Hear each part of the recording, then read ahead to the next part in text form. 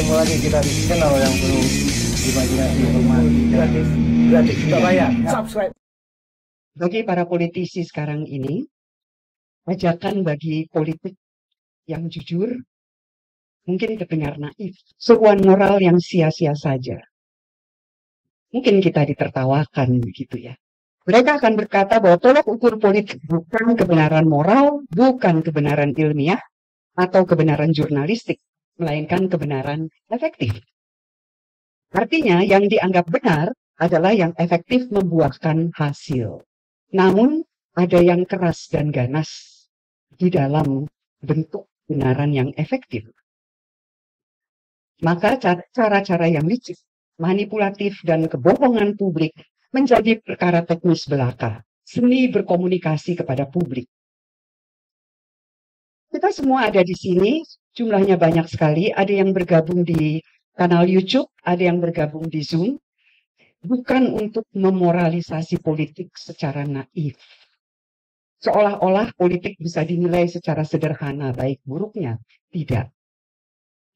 Kita bertemu di sini karena kita mengalami secara nyata bagaimana demokrasi di negeri ini yang diperjuangkan dengan darah dan air mata reformasi, dan untuk itu kita juga tadi berhening memulai acara ini, justru semakin terkikis setelah 25 tahun. Puncaknya, kita semua mengamati, adalah keputusan Mahkamah Konstitusi bulan nomor 90 tahun ini yang terang-terangan menodai rasa keadilan. Dan kita tidak bersedia hanya diam. Bila kita cermat menggali sumber gejala, kita dapati tanda-tanda. Sebutlah alarm tanda bahaya bagi demokrasi sudah menyala sejak tahun 2019. Namun polarisasi kehidupan masyarakat pada waktu itu larut dan menyedot banyak sekali energi sehingga kebanyakan orang belum melihat, mengamati dengan jernih apa yang sesungguhnya terjadi. Apalagi gejalanya berlangsung melampaui batas-batas netra. Tidak seperti kudeta militer tengah malam yang mudah diamati, perusakan demokrasi berjalan dari dalam sistem demokrasi itu sendiri dengan memanfaatkan kerangka hukum. Para ahli hukum yang kritis, teman-teman dari kelompok-kelompok masyarakat sipil, dan sudah berkali-kali dibicarakan gejala yang memperlihatkan penurunan demokrasi. Pertama adalah pelemahan masyarakat warga, civil society, melalui pengambilan ruang-ruang publik dengan polarisasi masyarakat, seolah-olah hanya ada kawan dan lawan. Meskipun tidak selalu bersifat ideologis, polarisasi mendorong masyarakat mengorbankan prinsip-prinsip demokrasi demi kepentingan partisan. Di satu sisi, kerangka hukum untuk membatasi kebebasan berpendapat dan berserikat. Di lain sisi, narasi puja-puji beredar luas untuk semakin melegitimasi penguasa dan meningkatkan popularitasnya. Gejala kedua ini dialami oleh teman-teman media.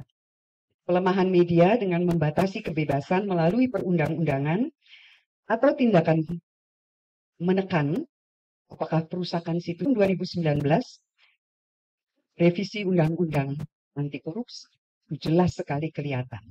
Lembaga HAM, lembaga pengelola pemilu, dan lembaga-lembaga peradilan. Orang kecewa karena berharap banyak dan tiba-tiba terhenyak dengan manuver politik akhir-akhir ini. Dengan tanda-tanda di atas, sebetulnya demokrasi di Indonesia pelan-pelan dan secara bertahap sedang menuju ke apa yang oleh para pemikir politik disebut rezim otokrasi elektoral. Rezim ini digambarkan dengan pemimpin yang terpilih melalui pemilu yang demokratis, namun secara bertahap, sistematis dan terencana, membajak berbagai institusi demokrasi untuk melemahkan mekanisme akuntabilitas, melemahkan oposisi, serta meredam suara kritis.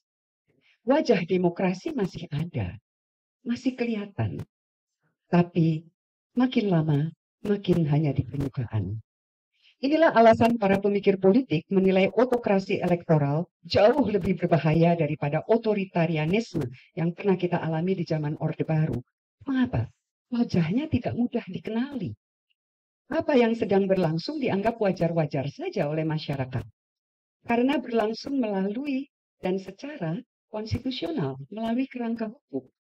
Sementara demokrasi melemah, korupsi semakin keterlaluan, ketimpangan sosial ekonomi ada di tingkat yang mengkhawatirkan, tentu saja semua ini tidak menegasikan seluruh kemajuan yang kita peroleh, kita alami, tidak sama sekali. Namun yang selalu membuat saya merasakan hati yang berpasir, sudah bertahun-tahun adalah angka kematian ibu saat melahirkan masih termasuk yang tertinggi di Asia Tenggara. Teknologi dibanggakan begitu maju, sains, sistem pelayanan kesehatan.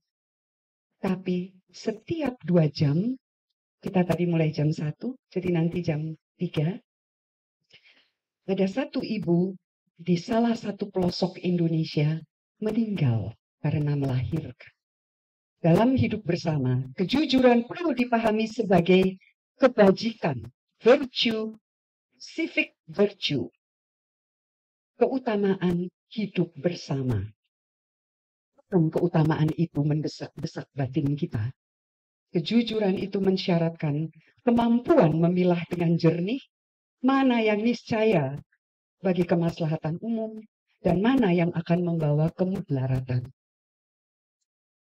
Mari bersuara jujur dan jernih.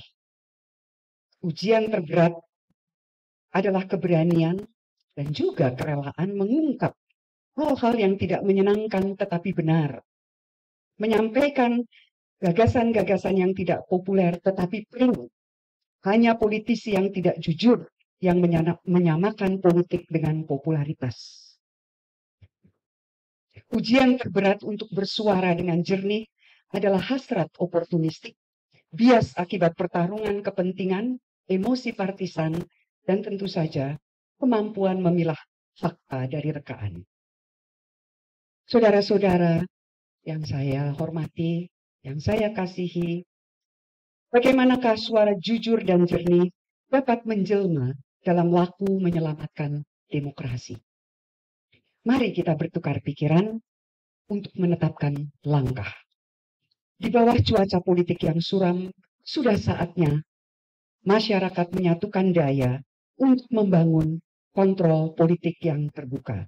Jangan biarkan pemilu yang menghabiskan puluhan triliun menjadi mubazir karena gagal menghadirkan pemimpin yang nantinya yang akan mau dan akan bekerja dan sudah bukti berjerih payah merawat demokrasi, ikut menegakkan hak-hak asasi manusia dan mensejahterakan rakyat.